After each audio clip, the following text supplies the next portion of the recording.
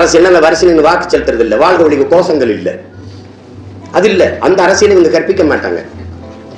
முதல் அரசியல் என்பது என்னன்னு அது தெரிஞ்சுக்கணும். அரசியல் பயிலரங்கம், அரசியல் கட்சி அப்படின்னு, இது ஒரு கட்சி அரசியல் இல்லை, இது ஒரு வாழ்வியல். அரசியல் என்பது ஒரு வாழ்வியல், அறிவியல் புவியியல் போல இது ஒரு வாழ்வியல்.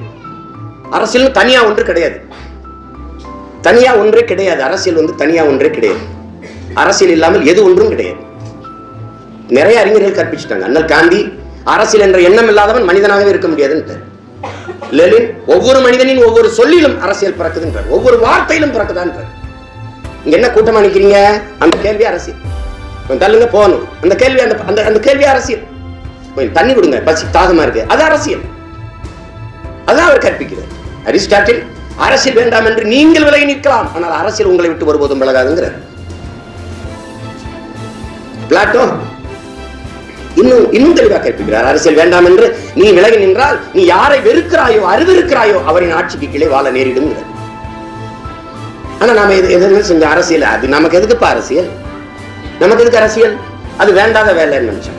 அரசியல் வேண்டாம் என்று விலகி நிற்பது என்பது வானமே இல்லாத பூமிக்கு கீழே நான் வாழ போகிறேன் என்று சொல்வது போல ஒரு முட்டாள்தனம். அதை நீங்க விளங்குங்க. அது இல்லாம ஒண்ணுமே கிடையாது.